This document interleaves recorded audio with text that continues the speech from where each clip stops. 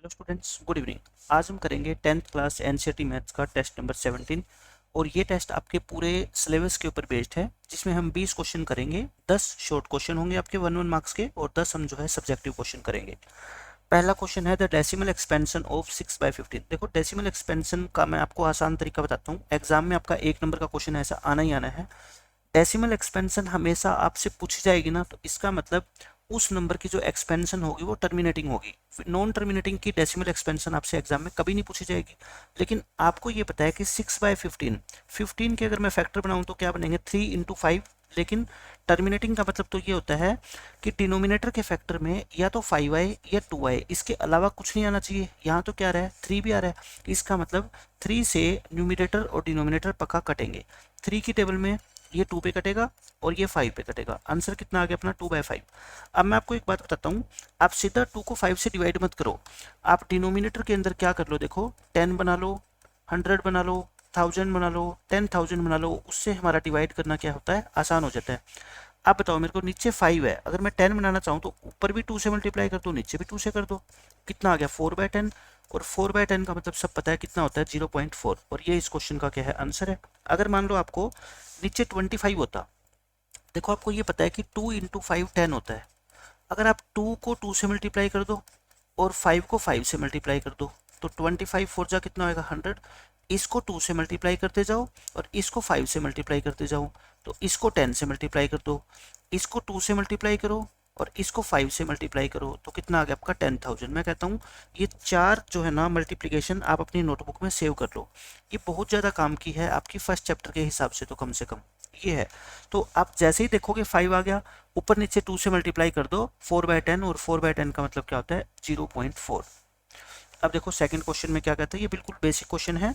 Alpha और beta इस polynomial के रूट्स है, तो आपको अल्फा प्लस बीटा का मतलब क्या होगा बताओ, सम ऑफ रूट्स। ये आपका क्या होता है सम ऑफ रूट्स। और सम ऑफ रूट्स का फॉर्मूला क्या होता है -b/a। माइनस बाहर लगाओ और ब्रैकेट लगा दो। यहाँ पे b क्या है, देखो x का कोफिशिएंट यानी कि 8, a कितना है x² का कोफिशिएंट यानी कि 3। आंसर कितना आ गया अपना -8/3, यानी कि ये आ गया अपना अल्फा प्लस बीटा यानी कि रूट्स का सम। अल्फा इंटू बीटा का मतलब क्या होता है प्रोडक्ट। ये क्या हो गया आपका प्रोडक्ट ऑफ रूट्स।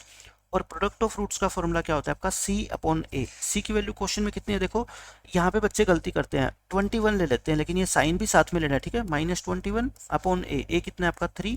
आंसर कितना आ गया -7। तो ये आपसे पूछा जा सकता है सम ऑफ रूट्स निकालना और प्रोडक्ट ऑफ रूट्स निकालना। अच्छा, साथ साथ में आप क्या है क्वाड्रेटिक पोलिनोमियल का भी फॉर्मूला लिख लो। क्वाड्रेटिक पोलिनोमियल इज, अगर मान लो आपको सम ऑफ रूट्स गिवन हो और प्रोडक्ट ऑफ रूट्स गिवन हो, तो फॉर्मूला होता है x² minus sum of roots into में x plus product of roots.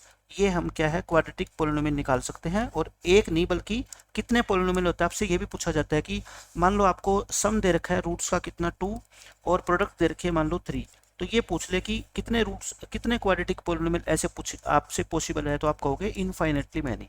कितने पॉसिबल होते हैं इनफाइनेटली मैनी। इसलिए हम क्या करते हैं इसको साथ में k से मल्टीप्लाई कर देते हैं। k क्या होता है कोई भी कांस्टेंट, 2 हो सकता है, 3 हो सकता है, 4 हो सकता है। तो एग्जैक्ट जो फॉर्मूला होता है आपका ये होता है क्वाड्रेटिक पोलिनोमियल का। अब देखो थर्ड क्वेश्चन में the distance of this point from the origin. अच्छा, ओरिजिन एक खास तरह का पॉइंट होता है जिसके कोऑर्डिनेट हमेशा क्या होते हैं 0 0।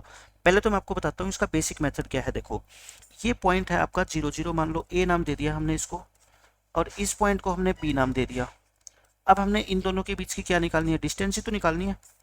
तो देखो मैंने क्या कहा था आपको कि x और x वाले पॉइंट को देखो, इनके जो साइन है वो क्या है ऑपोजिट। मान लो एक क्या है प्लस और एक क्या है माइनस, तो दोनों को क्या करते हैं हम ऐड करते हैं। अच्छा, 0 तो ऐड करो चाहे माइनस करो वैसे भी कोई फर्क नहीं पड़ता।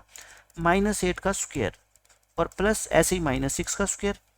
देखो स्क्वायर के अंदर चाहे नेगेटिव वैल्यू हो चाहे पॉजिटिव वैल्यू हो उससे कोई फर्क नहीं पड़ता, आंसर 64 ही आना है, ठीक है। ये भी कितना आएगा 36। आंसर कितना आ गया अपना √100, और 100 का रूट कितना होता है 10। इस क्वेश्चन का आंसर कितना आएगा आपका 10। लेकिन एग्जाम में आप कैसे करोगे, क्योंकि एग्जाम में ये क्वेश्चन आएगा आपका किसमें ऑब्जेक्टिव में या फिर शॉर्ट क्वेश्चन में। जब भी आपको ओरिजिन से डिस्टेंस निकालनी हो ना, आपको बस सीधा ये करना है, अंडर रूट का साइन लगाया, पहले वाली वैल्यू का स्क्वायर कर दो, साइन चाहे कुछ भी हो, 8 8 जा 64, 6 6 जा 36, इनका दोनों का सम कितना होता है 100 और 100 का स्क्वायर रूट कितना होता है 10। बस इतना लिखने की आपको जरूरत है, आपका आंसर आ जाएगा। ठीक है, फोर्थ क्वेश्चन देखो, इसमें ये कह रहा है आपको the A line intersecting a circle in 2 points is called, यानी कि देखो 10th चैप्टर का ये क्वेश्चन आपका, ये कह रहा है आपसे कि एक ऐसी लाइन जो इस सर्कल को 2 पॉइंट पे इंटरसेक्ट करती है, ऐसे ये वाली लाइन, इस वाली लाइन को हम क्या बोलते हैं सीकेंट। जो 2 पॉइंट पे इंटरसेक्ट करती है उस लाइन का नाम होता है क्या, सीकेंट। ठीक है, और हिंदी में इसको बोलते हैं छेदक रेखा। और आपसे क्वेश्चन ये भी पूछा जा सकता है कि अगर ऐसी लाइन का नाम बताओ जो इस सर्कल को एक पॉइंट पे टच करती है या इंटरसेक्ट करती है, ये वाली लाइन, इसको क्या बोलते हैं, टेंजेंट, इसको बोलते हैं टेंजेंट। ठीक है, ये 10 चैप्टर का आपका क्वेश्चन है। इसमें कहता है 11th term of the AP, AP के ऊपर जो है 11th टर्म आपसे पूछी गई है। आपको सबको पता है 11th टर्म को हम लिखते हैं T11 या फिर क्या लिखते हैं A11, और इसका फॉर्मूला होता है A प्लस में 10D, 11 है तो उससे एक कम यानी कि 10D। A और D अपने को निकालना है। A तो सब बच्चों को पता होता है कितना होता है -3 है ना, फर्स्ट टर्म है, लेकिन D में बच्चे मिस्टेक करते हैं।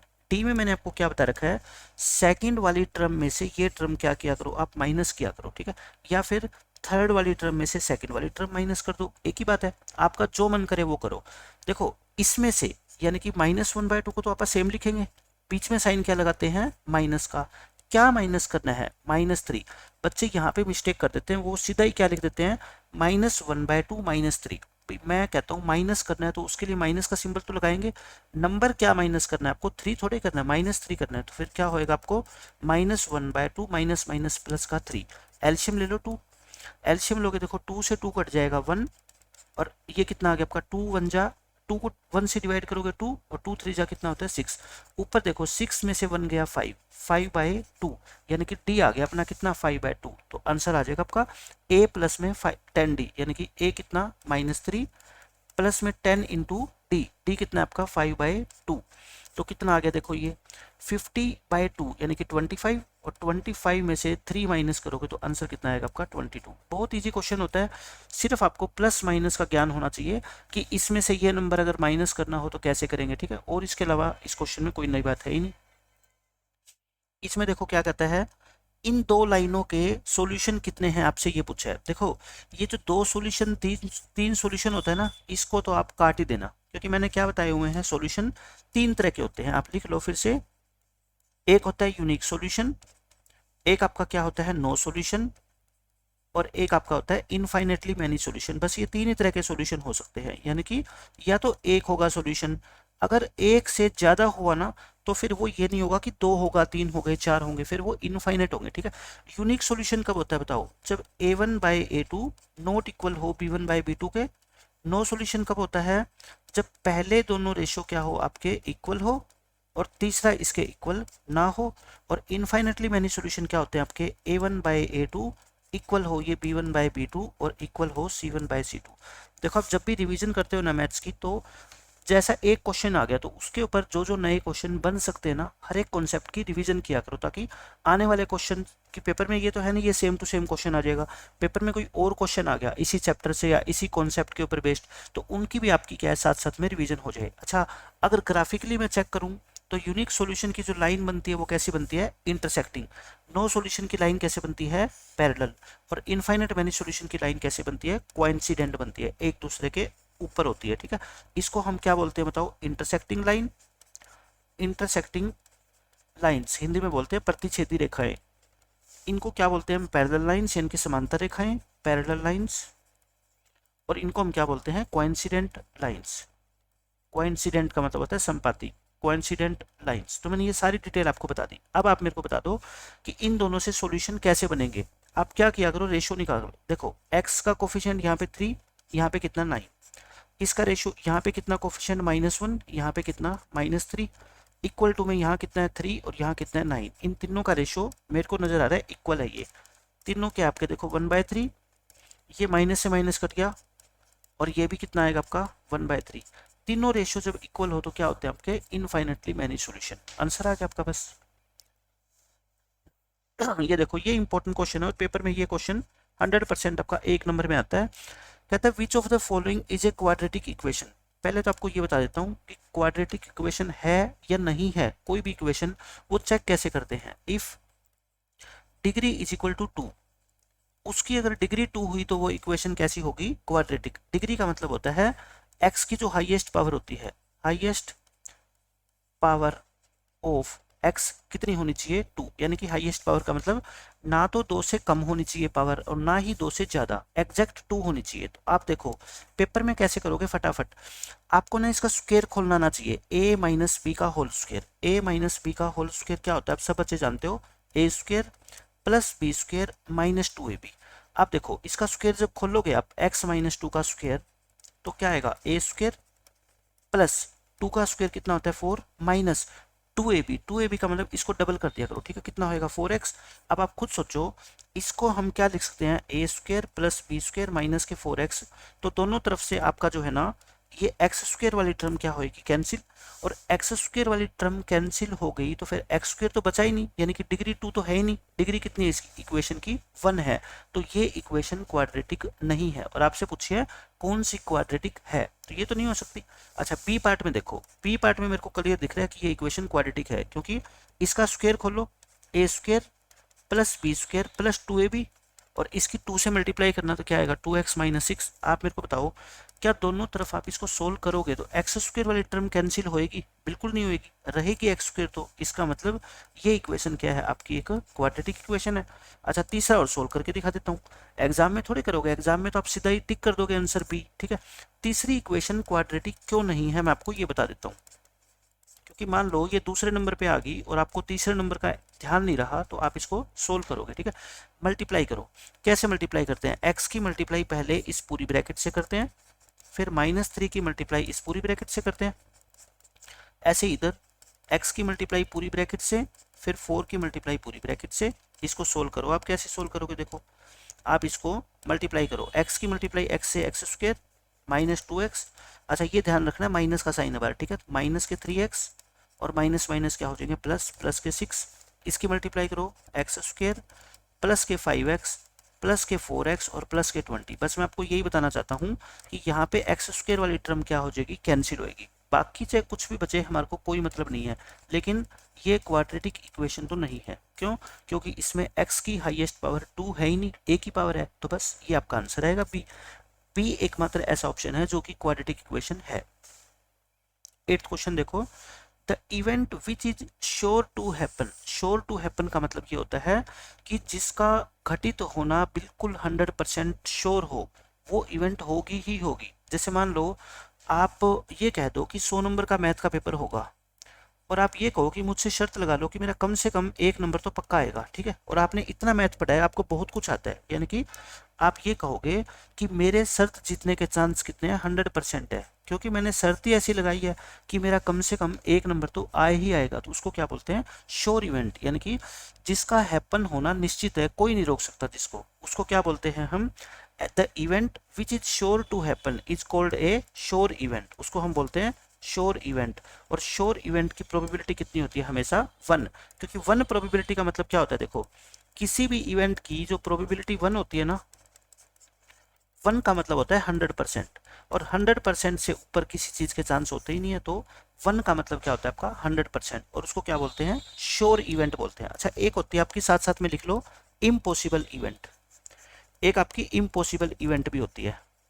इम्पॉसिबल इवेंट क्या होती है, विच कैन नेवर हैपन, जो कभी नहीं हो सकती, जो कभी नहीं हो सकती, वो होती है इम्पॉसिबल इवेंट। जैसे आप कहो मैथ का 100 नंबर का टेस्ट है और मेरे 110 नंबर आ जाएंगे तो कभी भी नहीं होएगा, तो ऐसी इवेंट को क्या बोलेंगे, इम्पॉसिबल बोलेंगे। और इसकी प्रोबेबिलिटी क्या होती है, इम्पॉसिबल इवेंट की प्रोबेबिलिटी ऑफ इम्पॉसिबल इवेंट वो हमेशा ही क्या होती है, 0 होती है। और probability of sure event, sure event की प्रोबेबिलिटी क्या होती है, हमेशा 1। तो ये चीज आप क्या है नोट कर लो, ये पेपर में 1 नंबर का क्वेश्चन पूछा जाता है। अच्छा एक मैं क्वेश्चन आपको साथ साथ में और करवा देता हूँ, किसी भी इवेंट की प्रोबेबिलिटी जो ना तो इम्पॉसिबल हो ना श्योर हो, कोई बीच में हो, ठीक है, जैसे आपने क्वाइन उछाला, उस पर हेड आने की प्रोबेबिलिटी 1/2, टेल आने की प्रोबेबिलिटी 1/2, वो प्रोबेबिलिटी क्या होती है आपकी पता है, 0 या 0 से बड़ी, 0 भी हो सकती है 0 से बड़ी, 1 हो सकती है या 1 से छोटी, ठीक है।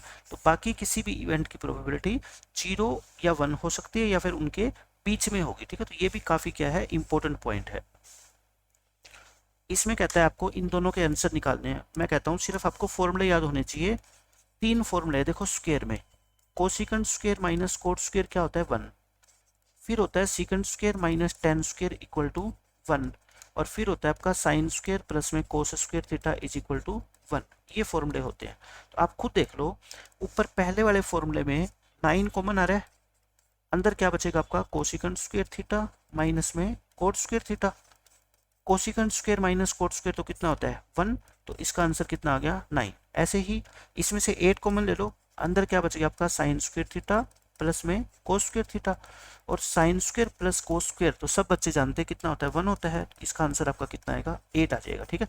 इसी तरह से मान लो आपका पेपर में ये क्वेश्चन आ जाए 10 secant square theta minus 10 square theta, और इसके आगे भी 10 लगा दो, 10 कॉमन ले लो, अंदर क्या बच गया आपका सीकेंट स्क्वायर माइनस में 10 स्क्वायर, और सीकेंट स्क्वायर माइनस 10 स्क्वायर कितना होता है 1। तो इस क्वेश्चन का आंसर कितना आएगा 10, ठीक है। तो इन तीनों फॉर्मूले के ऊपर बेस्ड जो क्वेश्चन पेपर में पूछे जाते हैं ना, वो ऐसे पूछे जाते हैं। अब देखो 10th क्वेश्चन, ये बिल्कुल आसान होता है। इसमें कहता है the 17th term of an AP exceeds, exceeds का मतलब क्या होता है ज़्यादा, इट्स 7th टर्म बाय 20। देखो एक क्वेश्चन में नजर आ रही है आपको 17th टर्म यानी कि T17, एक 7th टर्म नजर आ रही है। किसी बच्चे ने दोनों को क्या रख दिया, इक्वल रख दिया, लेकिन ये इक्वल है नहीं। कौन ज्यादा है बताओ, 17th टर्म ज्यादा है ना, 17th टर्म ज्यादा है तो ये छोटी है, और मैंने क्या बता रखा है आपको, छोटे वाले नंबर में हमेशा ऐड करते हैं। कितनी ज्यादा है बताओ, 20 ज्यादा है, तो इसमें अगर हम 20 ऐड कर देंगे तो दोनों क्या है, इक्वल हो जाएगी। आपको कॉमन डिफरेंस निकालना है। आप मुझे बताओ T17 का फॉर्मूला क्या होता है, a प्लस 16d, और T7 का फॉर्मूला क्या होता है a प्लस 6d। दोनों तरफ आप क्या किया करो, a से a कैंसिल कर दो, और ये 16d इक्वल टू क्या बच गया आपका 6d प्लस में 20। इस 6d को एक तरफ कर दो, इधर ले आओ, प्लस है तो माइनस होएगा, 16 में से 6 गया 10, 10d इक्वल टू कितना आ गया 20, d कितना आएगा आपका 20 डिवाइड बाय 10 यानी कि 2। तो कॉमन डिफरेंस कितना है आपका 2 है। ये इस क्वेश्चन का आंसर है। 11th क्वेश्चन देखो, कहता है find the nature of roots of this quadratic equation. Nature of roots जब भी आपको निकालना हो ना, आपको टी निकालना है, ठीक है। क्या करोगे आप, टी निकालोगे। टी का फॉर्मूला क्या होता है, बी स्क्वायर माइनस 4ac, और ये टी कैसा आएगा इस पे डिपेंड करता है कि रूट्स कैसे हैं, ठीक है। एक तो टी निकाल लेना, उसके बाद अगर कहता है रियल रूट्स है इस इक्वेशन के तो उनको निकालो किससे, क्वाड्रेटिक फॉर्मूला से। बहुत इंपॉर्टेंट है क्वाड्रेटिक फॉर्मूला, पेपर में ये क्वेश्चन आता ही आता है, ठीक है। तो हम क्या लिखेंगे, बाय क्वाड्रेटिक फॉर्मूला। मैं लिख देता हूँ क्वाड्रेटिक फॉर्मूला क्या होता है। क्वाड्रेटिक फॉर्मूला से हम x की जो वैल्यू निकालते हैं ना, वो इक्वल होती है minus B plus minus under root D upon में 2a। ए बी डी निकालने का सबका तरीका आपको क्या है पहले ही पता है, तो बताओ पहले हम क्या करें। पहले हम ए बी सी लिखेंगे। ए कितना है इस क्वेश्चन में 2, बी कितना है आपका -6, और सी कितना है 3। पहले क्या निकालेंगे डी, डी का फॉर्मूला होता है बी स्क्वायर माइनस 4ac, कितना हो जाएगा -6 का स्क्वायर माइनस 4 इंटू ए इंटू सी। अब बताओ ये कितना आ गया, देखो माइनस का स्क्वायर हो जाए प्लस का 36 आएगा, 8 8 3 जा 24 यानी कि 12 आ गया, डी 12 आ गया। आप बताओ 12 कैसा नंबर है, पॉजिटिव नंबर है। अगर डी 0 से बड़ा आता है तो हम क्या कहते हैं, roots are real, roots are real and unequal. Roots क्या होते हैं, रियल भी होते हैं और अनइक्वल भी होते हैं। ये क्या है इनका बताओ, रूट्स का नेचर है। नेचर का मतलब इसकी विशेषता है, इसकी प्रकृति है कि रूट्स कैसे होंगे, रियल और अनइक्वल। अब कहता है अगर रियल रूट्स है ना तो उनको निकाल के दिखाओ। तो अब हम क्या लिखेंगे, by quadratic formula. Quadratic formula से अब हम निकालेंगे रूट्स, निकाल दो। एक्स की वैल्यू क्या होती है बताओ, minus B plus minus under root D upon 2a। देखो ध्यान से करना होता है आपको, यहाँ पे क्या है, मेरी बात सुनो ध्यान से, माइनस का बी है ना, यानी कि बी जो भी होगा उसके आगे साइन क्या लगाना है, माइनस। और बी अपने पास ऑलरेडी जो है ना वो -6 है, और यहाँ पे माइनस बी है, तो फिर बताओ 6 हो जाएगा ना। आपको ये ध्यान रखना है, ठीक है। Plus minus under root D, D कितना निकाला अभी हमने देखो 12 अपॉन में 2 इंटू ए कितना है 2। बस सोल्व कर लो इसको, 12 के फैक्टर बना लो, 4 3 जा है ना, 4 3 जा 12 होता है। मैं फैक्टर इसलिए बनाता हूँ ताकि 4 का स्क्वायर रूट कितना होता है 2, वो बाहर आ सके। ये आ गया। ऊपर से 2 कॉमन ले लो अगर आप ले सकते हो तो। देखो 2 कॉमन आ रहा है ना दोनों में से, 2 कॉमन लो, ये 3 बच जाएगा और ये 2 से 2 कट जाएगा, √3 आ गया। और ये 4, ये 2 पे काट दो, कितना आ गया आपका 3 प्लस माइनस √3 डिवाइड बाय 2। इस क्वेश्चन का आपका आंसर आ जाएगा। ठीक है, तो पूरा क्वेश्चन इस तरीके से एग्जाम में आपको सोल्व करके दिखाना है। अब देखो आपका क्वेश्चन नंबर 12, इसमें कहता है how many terms of the AP, एक एपी दे रखी है, इसकी कितनी टर्म्स को ऐड करें कि उनका सम 78 बन जाए। तो ये आपकी सिलेबस में 2 ही क्वेश्चन है ऐसे ऐसे। ठीक है, एक का क्वेश्चन आता है क्या 4 और 13, और एक का आंसर क्या आता है आपका 12 आता है। तो इसका जो आंसर आएगा, देखो कॉमन डिफरेंस क्या है यहाँ पे, नेगेटिव है ना, एपी क्या हो रही है, कम होती जा रही है। तो इसके हमेशा ही क्या आते हैं आपके 2 आंसर, और 2 आंसर वाला आपके जो आंसर आते हैं वो कितना आता है, एक 4 और एक क्या आता है 13। आपको आंसर याद होने चाहिए। ठीक है, कैसे, ए कितना है बताओ 24, और कॉमन डिफरेंस कैसे निकालते हैं 21 माइनस 24 यानी कि माइनस के 3। आपको कहता है इस एपी की कितनी टर्म को ऐड करें कि आंसर आपका 78 आ जाए, सम कितना आ जाए 78। आप लेट कर लो, एन टर्म को ऐड करने पे सम 78 आ गया, और एन टर्म के सम को क्या बोलते हैं, एस एन तो बोलते हैं। एस एन का फॉर्मूला क्या होता है, N by 2 into 2a plus N minus 1 into D. N तो निकालना ही अपने को, ए कितना है 24 प्लस एन माइनस 1 डी कितना है -3। बस ब्रैकेट का आपको ध्यान रखना है कि ब्रैकेट कहाँ पे लगानी है। ठीक है, जब भी माइनस का साइन हो ब्रैकेट लगाओ। इसको मल्टीप्लाई करो 48, और देखो 3 को n से करोगे तो 3n आएगा। साइन क्या आएगा, देखो एक यहाँ प्लस है और यहाँ माइनस है तो माइनस आएगा, फिर यहाँ माइनस और यहाँ माइनस क्या हो जाएगा प्लस। 3 को 1 से करोगे तो कितना आएगा आपका 3 आएगा। अब इसको थोड़ा सा सोल्व करते हैं। देखो 48 प्लस 3 कितना हो गया 51। अब आप चाहो तो ये क्या करो, देखो इसमें से 3 कॉमन ले लो, इसमें से 3 कॉमन लेने से क्या क्वेश्चन छोटा हो जाएगा। 3 बाहर कॉमन ले लो, तो ये 51 को 3 से डिवाइड करोगे 17, और 3 से 3 कट जाएगा, क्या बच गया आपका n। अब यहाँ पे आप छोड़ो 17 माइनस n, और बाकी को उधर ले जाओ। ठीक है, या n भी इधर रख लो, n भी इधर रखो। ये 3/2 है ना, इधर 3 ऊपर है, ये उधर जाके कितना होगा आपका 2/3 यानी कि 26 2 जा 52। मल्टीप्लाई करो 17n minus N square equal to कितना आ गया 52। अब एन स्क्वेयर वाली टर्म कोशिश क्या करो कि क्या बन जाए पॉजिटिव, तो सारे को उधर ले जाओ। 52 तो है ही, ये माइनस हो जाएगा और ये क्या हो जाएगा आपका प्लस, इक्वल टू क्या बच गया 0। फैक्टर क्या बनेंगे, देखो आपके इक्वेशन ये बन गई। अब आपको ऐसे 2 नंबर छांटने हैं जिनकी मल्टीप्लाई करें तो कितना आए 52, और जिनका सम करें तो कितना है आपका माइनस के 17। आपको पता है 13 4 जा 52 होते हैं। ठीक है, तो माइनस के 17 कब आएंगे, जब माइनस के 13 होंगे और माइनस के क्या होंगे 4 होंगे। तो बस वही फैक्टर होंगे आपके n-13 और n-4। n की वैल्यू क्या आएगी फिर बताओ, एक आएगी 13 और एक आपकी 4 आएगी। कोई भी आपको रिजेक्ट नहीं करने हैं, दोनों ही आपके आंसर सही है। ठीक है, अब देखो 13th क्वेश्चन, ये बहुत इंपॉर्टेंट है एग्जाम के लिए, फाइनल एग्जाम में भी ऐसे ऐसे क्वेश्चन पूछे जाते हैं। आपको प्रूव करना है सिर्फ, तो जब भी प्रूव करना हो ना, मैं हर बार आपको बताता हूँ कि यहाँ पे ना दोनों साइड को एक साथ मत लिखा करो। स्टेटमेंट आपको लिखने की जरूरत नहीं है। पेपर में ये क्वेश्चन आ गया, सिर्फ आप क्या लिखोगे left hand side, left hand side जो भी लिख रखी है वो लिख दो, sine A plus cosecant A इसका होल स्क्वायर, और ये क्या है कोस ए प्लस सीकेंट ए का होल स्क्वायर। स्क्वायर खोल दो, देखो a प्लस बी का होल स्क्वायर क्या होता है बताओ, ए स्क्वायर प्लस बी स्क्वायर और प्लस 2ab यानी कि 2 इंटू साइन ए, और इंटू में क्या होता है कोसिकेंट ए, प्लस इसका स्क्वायर करो ए स्क्वायर यानी कि कोस स्क्वायर ए, बी स्क्वायर यानी कि सीकेंट स्क्वायर ए, और प्लस में 2ab यानी कि 2 कोस ए, इंटू में क्या आ गया आपका सीकेंट ए। अब आप मेरे को बताओ पहले तो ये बात कि साइन ए और कोसिकेंट ए की मल्टीप्लाई कितनी होती है, आपको पता है 1 होती है।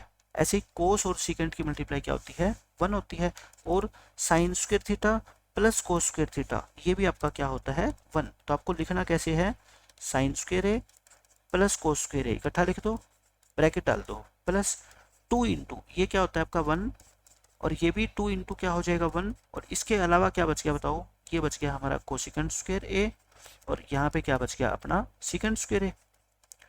अब आप मेरे खुद बता दो ये क्या होता है 1, ये कितना है 2, ये कितना है 2, 2 और 2 4, 4 और 1 कितना हो गया 5, 5 तो आ गया, 5 तो आ गया। अपने को क्या चाहिए देखो, प्रूफ के अंदर 7 चाहिए, लेकिन हमारे को क्वेश्चन में ना तो चाहिए कोसिकेंट स्क्वायर, ना चाहिए सीकेंट स्क्वायर, बल्कि क्या चाहिए, एक टेन स्क्वायर और एक कोट स्क्वायर। कोसिकेंट स्क्वायर को क्या लिख दो आप, कोट स्क्वायर लिख दो, प्लस में क्या कर दो 1।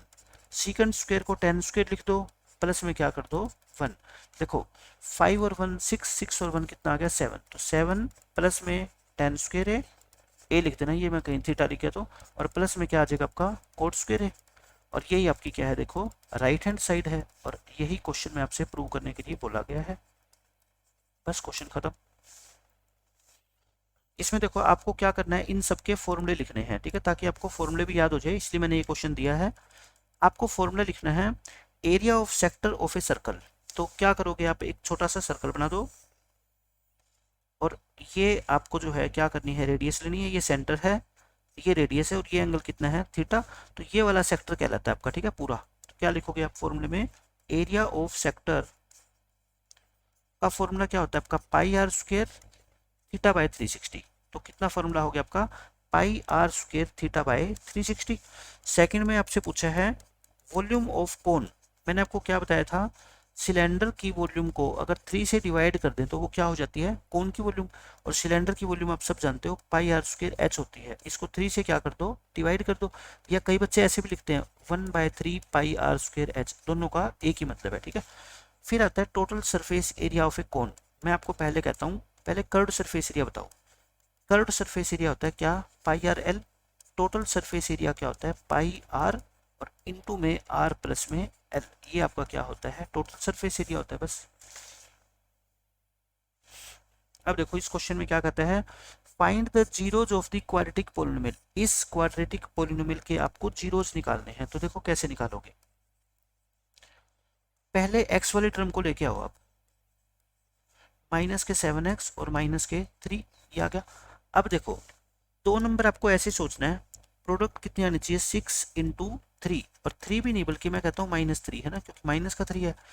प्रोडक्ट आनी चाहिए -18, और उन दोनों नंबर का सम कितना आना चाहिए बताओ, -7। आप है ना, मेरे को ऐसे बस दो नंबर सोच के बता दो, जिनको ऐड करूं तो -7 आए, और मल्टीप्लाई करूं तो -18 आए। देखो मल्टीप्लाई नेगेटिव है, इसका मतलब कन्फर्म है कि एक नंबर प्लस का होगा और एक नंबर क्या होगा, माइनस का, क्योंकि तभी तो उनकी प्रोडक्ट नेगेटिव आएगी। तो 18 आपको सबको पता है, 18 तो 9 टू जा होता है। क्या 9 और 2 का यूज करके आप कैसे न कैसे -7 ला सकते हैं, आप कहोगे जी बिल्कुल ला सकते हैं। 2 को प्लस कर दो और 9 को माइनस कर दो, आगे देखो -7 है ना। तो बस यही तो लेके आना अपने को, 6x² प्लस का 2x कर दो, और माइनस के कितने कर दो, 9x कर दो। इन दोनों में से क्या कॉमन आ रहा है बताओ, 2 आ रहा है एक तो, और एक x आ रहा है, तो यहाँ से 3x बच गया, और प्लस में 1, इधर भी क्या लिख दो आप, सीधा ही 3x प्लस में 1। आप ज़्यादा टेंशन मत लिया करो, जो फैक्टर ये है ना एज इट इज यहाँ पे उतार दो। फिर क्या करना होता है, ये जो टर्म बच गई 9x, और इसकी जो फर्स्ट टर्म है अंदर 3x, इसको आपस में क्या किया करो, डिवाइड, कितना बच गया 3, और साइन ये वाला, ठीक है। अब इन दोनों में से क्या कॉमन है बताओ, 3x प्लस में 1, और यहाँ पे क्या बच गया 2x बच गया, और यहाँ क्या बच गया -3। अब हम जीरोस निकालते हैं, तो क्या करते हैं, एक बार इस फैक्टर को जीरो पुट करो, एक बार इस फैक्टर को जीरो पुट करो, और एक बार दूसरे वाले फैक्टर को जीरो पुट करो। बताओ यहाँ से 3x की वैल्यू कितनी आ गई आपकी -1, x कितना आ गया -1/3। यहाँ से 2x की वैल्यू कितनी आ गई 3, x कितना आएगा आपका 3/2। लास्ट में आप बॉक्स बना के लिखा करो, सो x इज इक्वल टू -1/3, 3/2। ये इस क्वेश्चन का आपका क्या है, आंसर होगा। देखो 16th क्वेश्चन में क्या कहता है, आपको रेशियो निकालना है, इसमें इंपॉर्टेंट क्वेश्चन है काफी। इसमें कहता है find the ratio in which the line segment joining this and this is divided by this point. यानी कि आप एक डायग्राम बना लो, ये ए बी लाइन है, मान लो लाइन सेगमेंट है, ये बनी है -3, 10 और 6, -8 से मिलके, ठीक है। इस लाइन सेगमेंट को कहता है ये वाला पॉइंट किस रेशियो में बांटता है, ये पॉइंट को पी नाम दे दो, और रेशियो क्या मान लो के। लेकिन सीधा आपको ऐसे नहीं करना, आपको लिखना है, क्या लिखेंगे हम, let point P -1, 6 divides A be in k/1। मान लिया हमने किस में बांटता है ये, उसको k/1 में। अब बाय सेक्शन फॉर्मूला, सेक्शन फॉर्मूले से आप क्या करते हो, जो x की वैल्यू निकालते हो ना, बस वो लगा दो आप फॉर्मूला। देखो यहाँ पे x की जगह कितना है बताओ, -1। चाहे आप x वाली से निकाल लो चाहे y वाली से निकाल लो, एक ही बात है, ठीक है। अगर x वाली से निकालोगे तो आपको x के दोनों कोऑर्डिनेट को सर्कल करना है, कर दिया। x की जगह कितना है बताओ, -1 इक्वल टू इस k की मल्टीप्लाई इधर वाले कोफिशिएंट से करते हैं और इसकी इससे करते हैं। k की मल्टीप्लाई करोगे आप 6 से और बीच में साइन प्लस, 1 की मल्टीप्लाई करोगे आप -3 से, और नीचे क्या होता है हमेशा दोनों रेशो का सम, k प्लस में 1। अब आप क्या करो, क्रॉस मल्टीप्लाई कर दो। देखो ये कितना आ गया 6k, ये कितना आ गया -3। अच्छा -1 से मल्टीप्लाई करने का मतलब क्या होता है, मल्टीप्लाई तो वही रहेगी, बस साइन चेंज हो जाएंगे, है ना। प्लस है तो माइनस हो जाएगा, ये प्लस है तो क्या हो जाएगा माइनस। अब के वाली टर्म को एक तरफ कर लो, ये -1 तो है, ये +3 हो जाएगा। तो 7k इक्वल टू कितना आ गया अपना 2, k कितना आ गया अपना 2/7। सो आप क्या लिखोगे, रेशियो इज इक्वल टू, ये 2/7 आया है ना, तो बस इसी को 2:7 लिख दिया करो, और ये आपका इस क्वेश्चन का क्या है आंसर है, खत्म क्वेश्चन। अब देखो ये इंपॉर्टेंट क्वेश्चन है आपका, इसमें कहता है the cost of fencing a circular field at the rate of 24 पर मीटर इज दिस। मतलब एक सर्कल की शेप में एक आपका खेत है, उसको आपको फेंसिंग करनी है। देखो फेंसिंग का मतलब क्या होता है, इसके बाहर लोहे की तार लगानी है, तो यानी कि आपको सर्कमफेरेंस के ऊपर लगानी होती है तार, तो आपको इतने रुपए का खर्चा आता है और 1 मीटर का खर्चा इतना है। इसका मतलब आपने तार कितनी लंबी खरीदी होगी दुकानदार से, बस ये बता दो आप मेरे को। पहले क्या लिखोगे आप, लेंथ ऑफ वायर, यानी कि 5280 रुपये का खर्चा आया, और 1 मीटर तो सिर्फ 24 की आती थी, यानी कि इसको काटोगे तो कितना आएगा 220 मीटर। तो कहने का मतलब आपने इतने मीटर लंबी तार खरीद के लेके आए होंगे बाजार से, और यही इसकी क्या है आपकी सरकमफेरेंस है, क्योंकि जितनी सरकमफेरेंस होती है, बाउंड्री होती है, उतनी ही हमारे को तार चाहिए। तो सरकमफेरेंस यानी कि 2πr, इसका आंसर कितना आ गया आपका 220। यहाँ से आर निकाल लो, यहाँ से क्या निकाल लो आप, आर निकाल लो, आसानी से निकल जाएगी। तो आर बताओ कितना आ गया 220, ये 2/1 है, उधर आके 1/2 होगा, और ये 22/7 इधर आके क्या होगा 7/22। ये कट गया आपका 10 पे, ये कट गया 5 पे, तो 7 5 जा कितना आ गया 35, यानी कि रेडियस आ गई आपकी कितनी 35 मीटर स्क्वायर।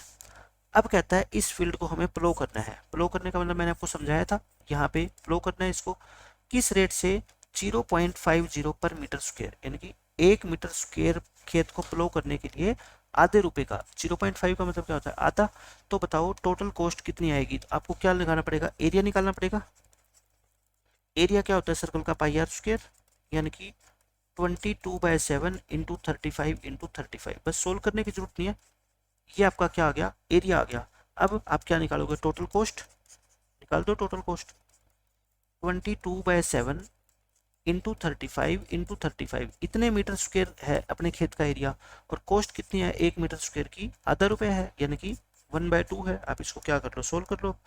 2 से कटेगा 11 पे, ये कटेगा 5 पे, यानी कि 11 इंटू इन दोनों की मल्टीप्लाई कितनी आती है 175, तो मल्टीप्लाई कर लो 11 से 1925, तो 1925 रुपये हमारा क्या आएगा पूरे खेत को प्लो करने का, यानी कि जोतने का खर्चा आ जाएगा बस। 18th क्वेश्चन में देखो क्या कहता है, find relation between X and Y, X और वाई के बीच में एक रिलेशन निकालना है, such that this point is equidistant from these 2 point. मैंने आपको बता रखा है कि जब भी इक्विडिस्टेंट आपको नाम दिखे ना, बस आप ये डायग्राम बना दिया करो, ठीक है। किन 2 पॉइंट से, ये नीचे लिख दो, ये कितना है आपका 7,1, और ये कितना है आपका 3,5, और ऊपर पॉइंट लिख दो मान लो P।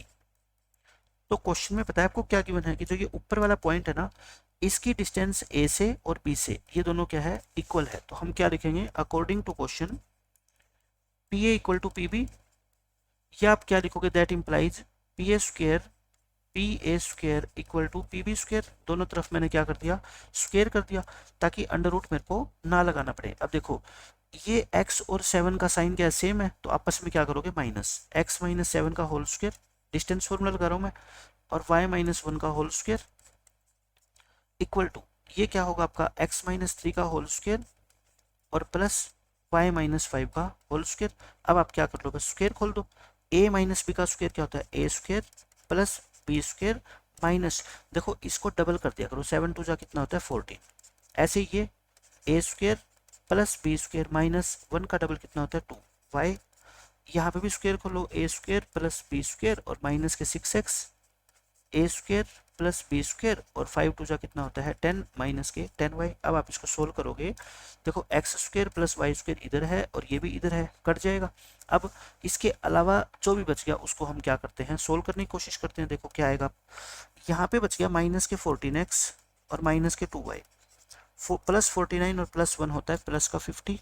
इसको इधर ले आओ, माइनस का 6 है प्लस का 6 हो जाएगा और माइनस का 10y है प्लस का 10y हो जाएगा और 25 और 9 34 इधर आएंगे तो माइनस के 34 होंगे।